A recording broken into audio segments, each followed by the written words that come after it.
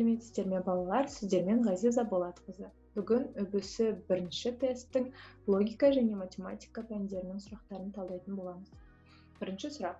Төмендегі сандар тізбегінің ішінен жай сандарды теріп жазу керек. Жай сандар ол 3, 5, 7, 9 жатпайды, 11, 13, 15 жатпайды, 17, 19, 21 жатпайды. Не үшін? Себебі жай сандар бірге және өзіне ғана қалдықсыз бөліну керек. Бізде бірінші сұрақтың жауабы Д болады. Екінші сұрақ. Төменде берілген өрнектің әрбір мүшесінің дәрежесі ретінде жазып шығу керек. 49 ол бізде 7-нің 2 дәрежесі. Одан кейін 7. Одан кейін 9 3-тің 2 дәрежесі. Ал 7 тұра береді.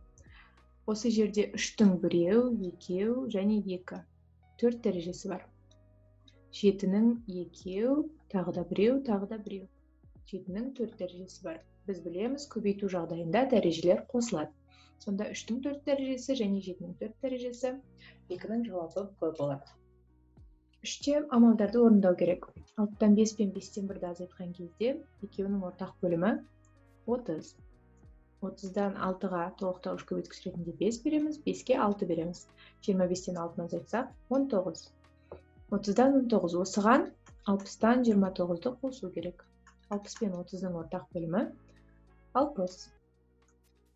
30-ға 2-ден береміз. Сонда 38-ге 29-ды қоссақ 67. 67 бөлінген 60-тан азайту керек 12-ден 1-ді. 60 пен 12-ның ортақ бөлімі 60. 12-ге 5-тен береміз, 67-тен 5-ні азайтсақ 62. Ол тең 31 бөлінген 30-ға. 31 бөлінген 30-ға 15-тен 7-ні қосу керек. 30 пен 15-тің ортақ бөлімі 30, 15-ге 2-ден береміз. Сонда 31-ге 14-ті қоссақ 45.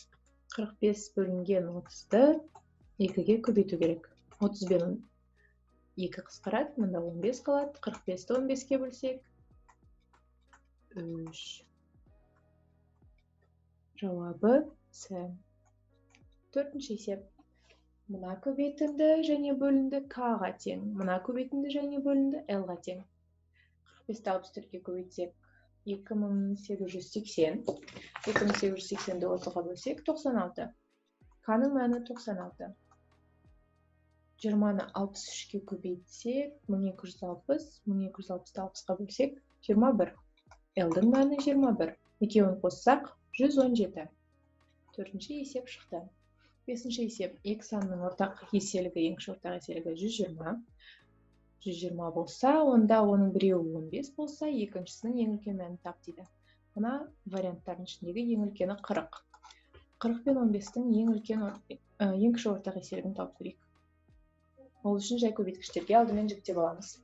40-ты жай көбейткіштерге жіктегенде 2-ден бастаймыз. 20 2-ге бөлінеді, 10 2-ге бөлінеді, 5 2-ге бөлінбейді.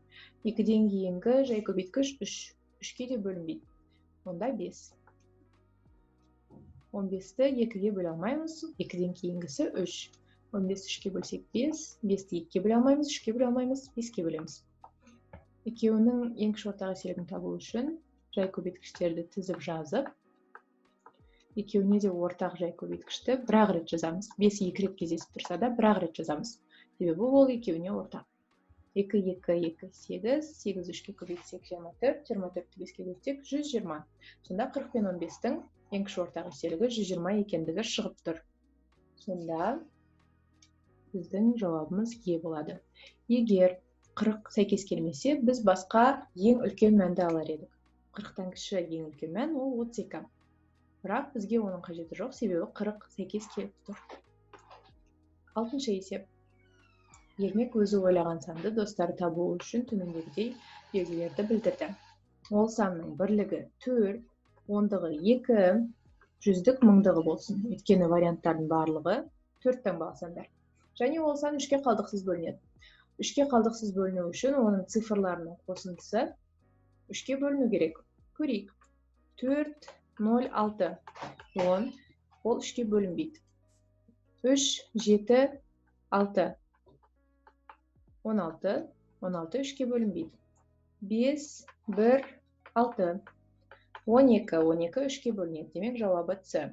мен тексеріп кетейік. 7 мен 3, 10. Оған 6 қоссақ, 16. Ол 3-ке бөлінбейді. 3 пен 4-ті қосамыз, оған 6 қоссақ, 13. 13-ке бөлінбейді. 6-шы есептің жауабы С. 7-ші есеп. Амалдарды орындау керек. 10-ның квадраты 100, 100-ді 4-ке бөлсек, 25. 25 ол 5-тің квадраты. Ал 5-тің квадратының квадраты, егер жақшаның сыртында дәреже тұрса, дәрежелер көбейтіле салады. 5-тің 4 дәрежесі шықты. Енді бізге 5-тің 4 дәрежесін 5-тің 2 дәрежесіне бөлу керек. Бөліндіде дәрежелер азайтылады. Сонда 5-тің 2 дәрежесі шығады. 5-тің 2 дәрежесін жай ғана 6-ға көбейту ғана қалды. 25-ті 6-ға көбейтсек, 150. 7-ші есеп шықты. 8-ші есеп 0,154 пен 1,196 алдымен қоса аламыз. 4 пен 6-ны қоссақ, 10, бір ойда. 9 пен 5-ті қоссақ, 14, ойдағымен 15. Бір ойда.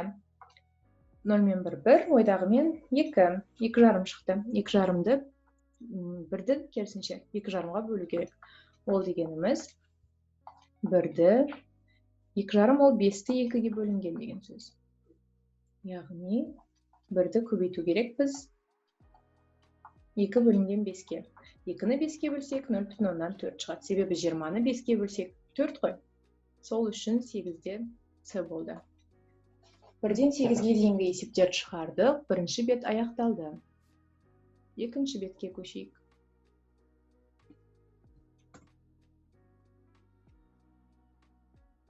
Тоғызыншы есеп. Төменде берілген шеңбердің қандай бөлігі боялмаған? Біріншісінде барлығы боялған, екіншісінде барлығы боялған, үшіншісінде 10-нан 2 бөлігі боялмаған. Төртіншісінде 10-нан 5 бөлігі боялмаған. Кейін қосамыз, жауап 10-нан 7 шығады. 9-шы есеп шықты. 10-шы есепте 60 пен 75-тің ең үлкен ортақ бөлгішін табу керек. Ол үшін екеуін жай көбейткіштерге жіктеуден бастаймыз. Осылай жіктеп шығамыз. 75 2-ге бөлінбейді, 3-тен бастаймыз. 25 5-ге бөлінеді. Енді екеуіне ортақ жай көбейткіштерді теріп шығамыз. Мұнда 3 пен 3 ортақ. Мұнда 5 пен 5 ортақ. Сонда 3-ті 5-ге көбейтсек 15 шығады. Екеуінің ең үлкен ортақ бөлгіші 15. 10-шы есеп шықты. 11-ші есепте А 3, 2 квадрат және 25. Б 2-нің кубы 9 және 5 дейді. Екеуін дұрыстап дәрежелер түрінде жазып шығайық. 3 2-нің квадраты және 25 ол 5-тің квадраты. Б 2-нің кубы 3-тің квадраты 9 және 5 бір рет кездеседі. Осы екеуінің ортақ еселігін тап дейді, ең кіші ортақ еселігі. Ол үшін 2 мына жерде 2 рет кездескен, мына жерде 3 рет кездескен. Демек, ең кіші ортақ еселігінде 2-нің 3 дәрежесі керек. Мына жерде 3 бір рет кездескен, мына жерде 2 рет кездескен. 3-тің 2 дәрежесі керек. 5-тің 2 дәрежесі 5 бір рет кездескен. Бізге 5-тің 2 дәрежесі керек. Себебі 2-нің кубы 3-тің квадраты және 5-тің 2 дәрежесі осы 2 санға да, А-ға да, Б-ға да еселік бола алады. Енді 2-нің 3 дәрежесі 3-тің квадраты, 5-тің квадраты дегенді есептеудің қажеті жоқ. Себебі бізге варианттары былай, әріптер түрінде берілген. Көреміз. Мына жерде А дегеніміз 2-нің квадраты, 3-тің біреуі және 5-тің квадраты. Ал біздің ең кіші ортақ еселігіміз 2-нің кубы, 3-тің квадраты және 5-тің квадраты. Бір рет 3 жетіспей тұр, және бір рет 2 жетіспей тұр. Ол бізде А-ға. Сонда А көбейтілген 6 болады да. Жауап 6А болады. Ол бізде А жауабы. 11-ші есеп шықты. 12-ші есеп. Амалдарды орындау керек. Сәйкесінше қысқаратын бөлшек мүшелерін қысқартып, көбейтіндіні орындасақ, жауап 10 болады. Өте оңай есеп балалар. 13-ші есеп. Алдымен 2,7-ден 1 деген аралас санды бұрыс бөлшекке айналдырып аламыз. 7-ні 2-ге көбейтсек 14, 14-ге 1-ді қоссақ 15. Екінші көбейткіш 3-тен 7. Оны бөлу керек біз 1,3-тен 2 деген аралас санға. Оны да бұрыс бөлшекке айналдырып аламыз. 3-тен 5. Оны керісіншелетіп жазсақ, бөліндіні көбейтуге айналдырып 3 бөлінген 5 болады керісінше балалар. Сонда 7 мен 7 қысқарады, 15 пен 5 қысқарады, мұнда 3 қалады. 3-пен 3 қысқарады. Жауабы 3 қана қалды. 13-те С.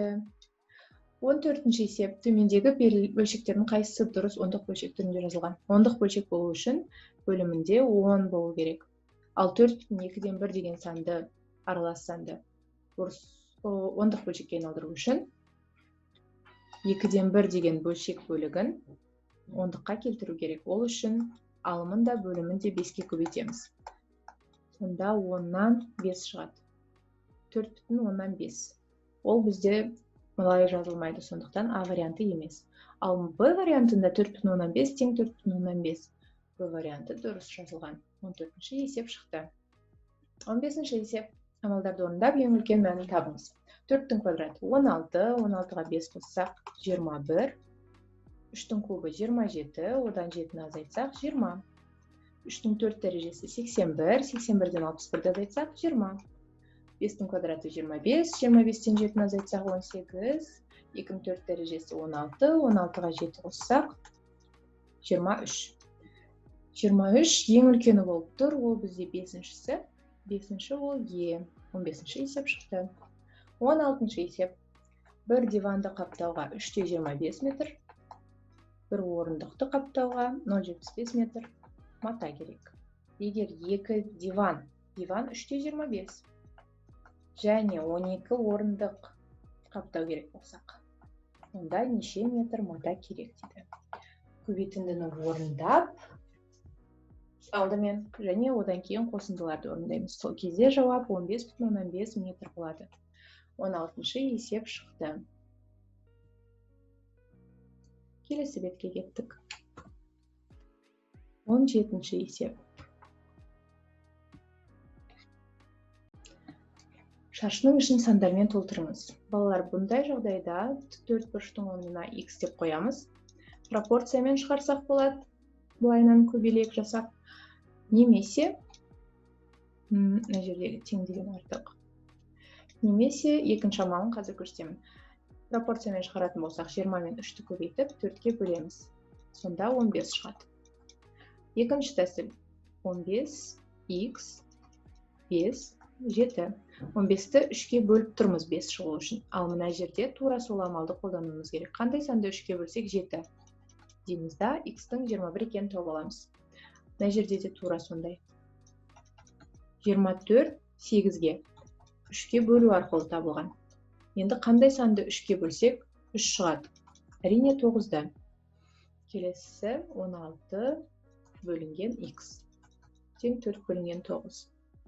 X-тің мәні 16-ны 4-ке бөліп тұрмыз. Қандай санды 4-ке бөлсек 9? 36-ны. 36 пайдаланылған, 9 пайдаланылған, 21 пайдаланылған, 15 пайдаланылған. Қай сан пайдаланылмады деп сұрап тұр. 11 деп жауап береміз. 17-де С. 18-ші есеп. Әр қайсысы 10-нан 7 килограмм 18 бөлшек жасалған. 10-нан 7 мен 18 көбейтіп аламыз. Мұнда 5, мұнда 9. Сонда 63 бөлінген 5 болады. Ал 13 килограмм болат бастапқыда бар еді. 13 килограммнан бізге кеткен болатты азайтып тастаймыз. Бізге кеткені 63 бөлінген 5. Мұнда 5-тен береміз, себебі бөлімінде 1 бар деп елестетеміз. 1 мен 5-тің ортақ бөлімі 5. Бірге толықтауыш көбейткіш ретінде 5-ті бердік. 13-ті 5-ке көбейтсек 65. 65-тен 63-ті азайтсақ 2. Жауап 5-тен 2 килограмм болат артылып қалды. 19-ші есеп. Амалдарды орындаймыз. 3 бөлінген 3-тен 1 дегеніміз 3-ті 3-ке көбейткенге тең. Себебі екінші бөлшек кері айналдырылып көбейтіледі. 3-ті 3-ке көбейтсек 9. Азайтылған 9-дан 4 пен 1,2-ден 1-ті көбейтейік. 9-дан 4 көбейтілген 1,2-ден 1-ді орыс бөлшекке айналдырамыз. 2-ден 3 шығады. 4 пен 2 қысқарады, 9 пен 3 қысқарады. Жауабы 3-тен 2. Екінші амалды орындап алдық. 6,24-тен 7-ні орыс бөлшекке айналдырайық. 24-тен 24-ті 6-ға көбейтсек 144, 144-ке 7 қоссақ 151. Азайтылған 4-тен 9. 24, 4, 3 және мынаның бөлімінде 1 бар. барлығының ортақ бөлімі 24. 1-ге 24-тен береміз, 3-ке 8-ден береміз, 24-ке 1-ден береміз, 4-ке 6-дан береміз. 24-ті 9-ға көбейтсек, 180, 216. Азайтылған 16, қосылған 151, азайтылған 54. Ол бізде қосылған 97. Жауабы 297 бөлінген 24 шығады. 297-нің ішінде 24 12 рет бар. 12 бүтін 24-тен 9. Бұл бізде бұрыс бөлшекті аралас санға айналдыру ережесі бойынша шықты. Енді 24 пен 9-ды 3-ке қысқартамыз. Мұнда 8 қалады, мұнда 3 қалады. Жауабы 12 бүтін 8-ден 3. Бұл бізде Б варианты. 19-шы есеп шықты. 20-шы есеп 665 санының ішінде неше рет 5 бар екенін тапсақ, 5-тің қосындысы ретінде жазып шыға аламыз. 6-ның ішінде 5 1 рет бар, 16-ның ішінде 5 3 рет бар, 15-тің ішінде 3 рет бар. Жауабы 133. Бірақ 133 деген вариант жоқ. Неге? Өйткені мұнда 3 бестікті уже беріп қойған. Сондықтан 130 болады. 133-тан 3-ті азайтқан кезде. 0,25 пен 0,27 сандарының арасында неше сан бар? Мұнда 0,25 жатыр, мұнда 0,27 жатыр. Егер бұлай қарасақ, 0,26 ғана бар деп айтуға болар еді, бірақ жүздік ретінде ғана емес болып қарастырсақ, жүздік ретінде 0,126, мыңдық ретінде 0,1000-нан 251 мысалы, немесе 0,1000-нан 268 деген сияқты кете береді. Ал 10 мыңдықтар деп есептесек, 0,1000-нан 2516 мысалы. 0,100-нан 25485 деген сияқты сандар кете береді. Мынау жүздік, мынау мыңдық, мынау 10 мыңдық, мынау 100 мыңдық, солай кете береді. Сондықтан шексіз сан бар, балалар. Бұл бізде 21-ші есеп. Қықтан өшіремін. 22-ші есеп. Бөлшекті қысқартыңыз. 11,5 пен 2,3 қысқарады. 0,9 пен 0,18 қысқарады, 0,12 қалады. Мына жерге 0,12 деп қояйық. 3,1 мен 6,2 қысқарады, мұнда 2 қалады. Жауабы 22-ші есепте 0,12 қалады. Қысқартылып біткеннен кейін көбейтінділерді орындап шығамыз. 22-ші есеп шықты. 23-ші есеп. А, Б, С сандарының ішіндегі қайсысы үлкен? Әрине, С варианты үлкен болады, балалар. Б-дан, ал Б варианты үлкен болады А-дан. 23-ші есепте Д дұрыс. Неге? Себебі 101-ді 102-ге бөлсек, шамамен алғанда 0,199 осындай сан шығады. Б бөлшегін қысқартсақ 0,1000-нан 999. С бөлшегін қысқартсақ 0,1000-нан 9999. Солай кете береді. Осының ішіндегі үлкені 0,1000-нан 9999 екені белгілі.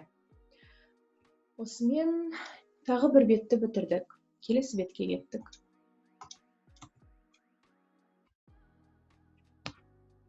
24-ші есеп. 1143 бөлінген 1000 деген бөлшекті ондық бөлшекке айналдыру керек.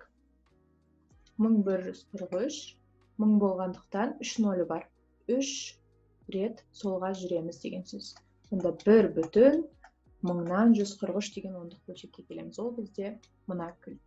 Жауабы 3 болады. С жауабы. 25-ші есеп. АБЦД саны 4 таңбалы сан. Осы санды 7-ге бөлгенде 4 таңбалы сан шығу керек. Аның орнына қойылатын цифрлардың қосындысын табу керек. Аның орнына 7-ден бастап қойсақ қана 4 таңбалы сан шығады. Себебі 7000-ді 7-ге бөлсек 1000. Ал 6999-ды 7-ге бөлсек, уже 4 таңбалы сан шықпайды. 3 таңбалы сан шығады. Сондықтан 6-ны алып тастаймыз. Демек 7-ден үлкен сандар керек. Ол бізде 7, 8, 9. 10 жатпайды. Себебі 10 цифра емес, ал бізге цифралар ғана керек. Сондықтан 7, 8, 9. Олардың қосындысы 24. 25-ші есеп шықты.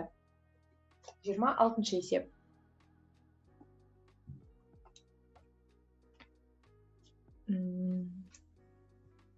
Сұрақ белгісінің орнына сәйкес келетін санды табыңыз. Тақтаны өшіремін.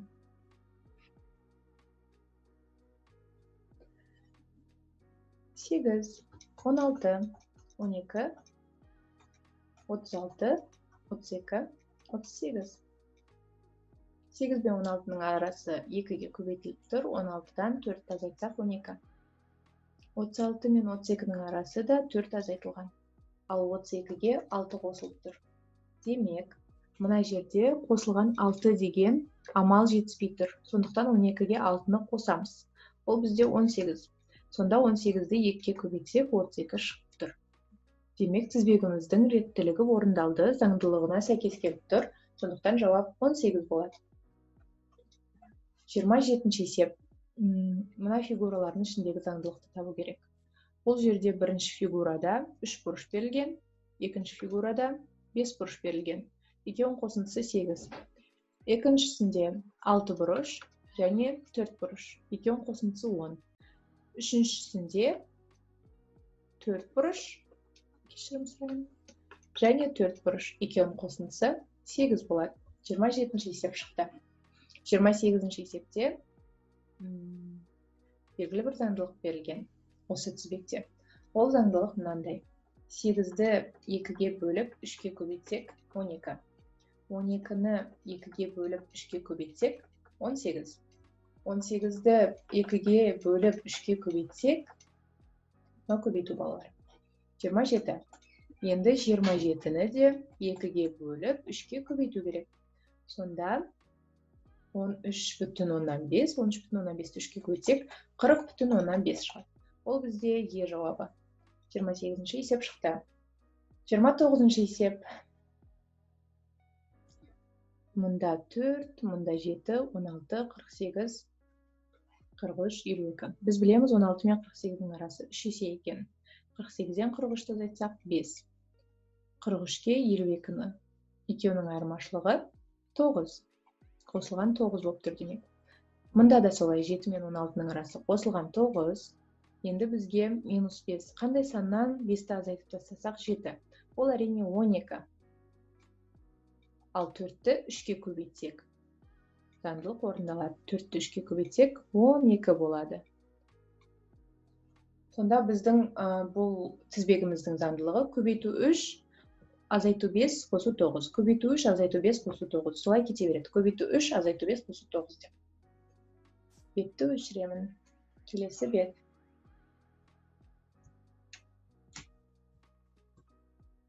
Отызыншы есеп. Сұрақ белгісінің орнына сәйкес келетін санды табу керек. Бұл жерде 34 дегенге қарамай қойыңдар балалар. 34 деп бастарыңды қатырып есепті шығара алмай қалмаңдар. Бұл жердегі 34-ті 3 пен 4 деп алуға болады. Сонда 3 қосылған 4, ол бізде 7. Ал 3 пен 4 көбейтіндісі 12. Астында тура солай 6 мен 8-дің көбейтіндісі 48, 6 мен 8-дің қосындысы 14. 2 мен 2-ның қосындысы 4, көбейтіндісі 4. 6 мен 6-ның қосындысы 12, ал көбейтіндісі 36. Бізге 36 және 12 деген жауап керек. Ол Д жауабы. 30-шы есеп шықты. 31-ші есеп. Мына жердегі X пен Y-ті тауып, олардың қосындысын табу керек. Заңдылық қалай кетіп жатыр, көреміз. 7 мен 4-дің қосындысы 11. 11-ден 1-ді азайтсақ 10. 6 мен 8-дің қосындысы 14. 14-ден 1-ді азайтсақ 13. Сол сияқты 9 мен 5-ті қосамыз.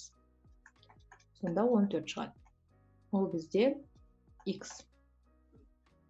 Ал X-тан 1-ді азайтсақ, яғни 14-тен 1-ді азайту керек. 13. Ол бізде Y.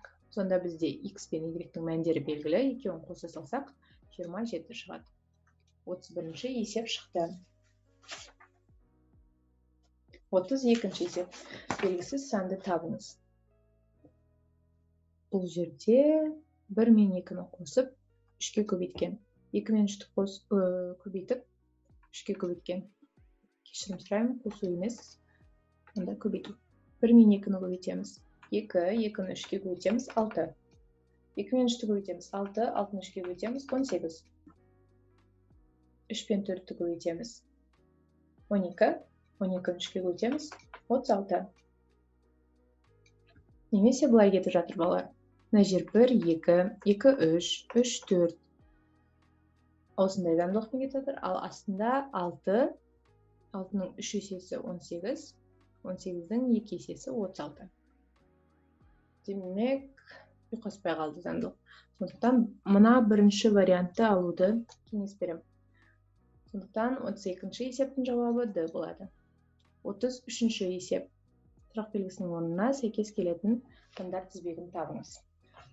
Бірінші мына тізбектегі заңдылық қандай екенін тауып аламыз. Сосын екінші тізбектегі заңдылық қалай екенін тауып аламыз. Үшінші тізбектегі заңдылық қалай екенін тауып аламыз. Сол арқылы төртінші тізбекті табуға болады. Бірінші тізбекте 2-ге артып отыр. Екінші тізбекте 4-ге артып отыр. Үшінші тізбекте 2-ге кеміп отыр. Төртінші тізбегіміз 4-ге кему керек. Заңдылық бойынша.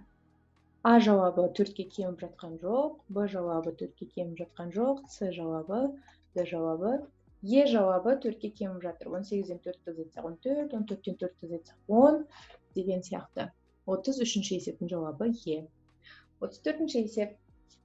Егер мынандай тізбектерді көрсеңдер, балалар, қорықпаңдар. Просто 38-ді шатастыру үшін беріп қойған. Жай ғана 38-дерге қарамай, бір сан тастап кеткен бір мүшесі арқылы жүретін тізбекте елестетіңдер. Сонда 41, 43, мына жерде 45 болу керек. Себебі 2-ге артып жатыр. 45-тен кейін өткен мына жер 47, мына жер 49 болды. Сонда X-тің мәні 45. Ал мына тізбекте 11, 16, 23, 11 мен 16-ның арасы плюс 5. 16 мен 23-дің арасы плюс 7. 2-ге артып жатыр. Демек, мына жерде плюс 9 болу керек. Сонда 23-ке 9-ды қоссақ 32 болады. Бізге X азайтылған Y-ті тап деп тұр. Сонда 45-тен 32-ні азайтамыз. Ол бізде 13 болады. 34-ші есептің жауабы А. Бетті өшіремін. Келесі бетке кеттік. 35-ші есеп. Сұрақ белгісінің орнына сәйкес келетін сандар қандай? 7, 20, 59, 176. Қандай заңдылық көріп тұрмыз? 7 мен 3-ті азайтсақ, минус 4. 20 мен 15-ті азайтсақ, минус 5. 29 мен 53-ті азайтсақ, минус 6. То есть, араларында 6-ға азайып жатыр деген сөзінің минустары. 176 мен 169-ның арасы минус 7. 176-дан 7-ні азайтсақ, 59-дан 6-ны азайтсақ, 20-дан 5-ті азайтсақ, 7-ден 4-ті азайтсақ деген сияқты. Енді мына жерде белгілі бір сан мен белгілі бір санның арасы 8 болу керек. Азайтындысы 8. Көрейік.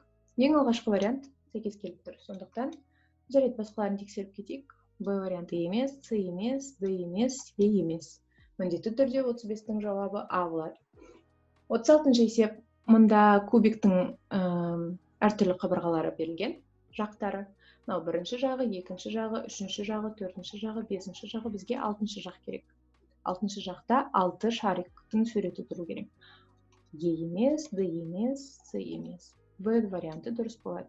А да емес. Себебі Б вариантында 6 шарик бейнеленген. 37-ші есеп.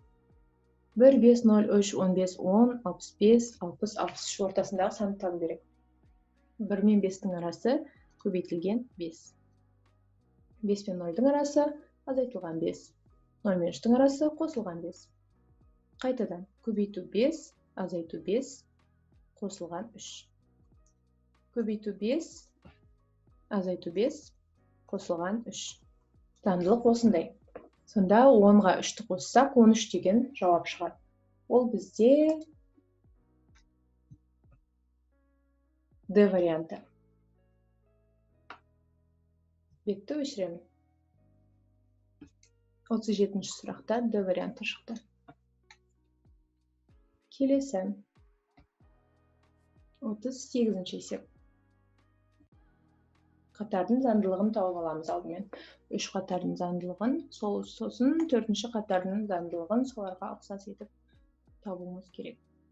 4 пен 12-нің арасы көбейтілген 3. 12 мен 19-ның арасы қосылған 7. 19 пен 14-дің арасы азайтылған 5. Мына жерде тура солай. Көбейту 3, қосу 7, азайту 5. Көбейту 3, қосу 7, азайту 5. Солай кете береді. Қандай санды 3-ке көбейтсек 27 шығады. 9-ды қандай 27-ге 7 қоссақ қандай сан шығады? 36. Ой. 27-ге 7 қоссақ 34 кешірім сұраймын. Сонда жауабы Д болады. 38-ші есеп шықты. 39-ші есеп. Бұл жерде де алдымен 3 қатардың заңдылығын тауып, 4-ші қатарды соған ұйқастырамыз. 5 пен 18-дің арасы қосылған 13. 18 пен 11-дің арасы азайтылған 7. 11 мен 22-ның арасы көбейту 2. Бұл жерде тура солай 13, 7, 2. 13, 7, 2. 13, азайтылған 7. 19-дан 7-ні азайтсақ 12. Көбейтілген 2. 12-ні 2-ке көбейту керек. Сонда 24. Жауабы Б. 39-ші есеп шықты. 40-ші есеп. 8, 5, 10, 12. 8 пен 5-дің арасы азайту 3. 5 пен 10-ның арасы көбейту 2. 10 мен 12-ның арасы қосу 2. Тура солай барлық 3 қатарда да. Сол үшін 4-ші қатарға оралайық. 28-ге 2 қоссақ 30. Қандай санды 2-ге көбейтсек 28? Ол әрине 14. Енді қандай саннан 3-ті азайтсақ 14? Ол бізде 17. Мына жерде азайту 3 болу керек. Жауабы С. 40-ші есеп шықты. Балалар, бұл үбісі бірінші тесттің математика және логика пәндерінің есептерінің шығарылу жолдары болатын. Сау болыңдар.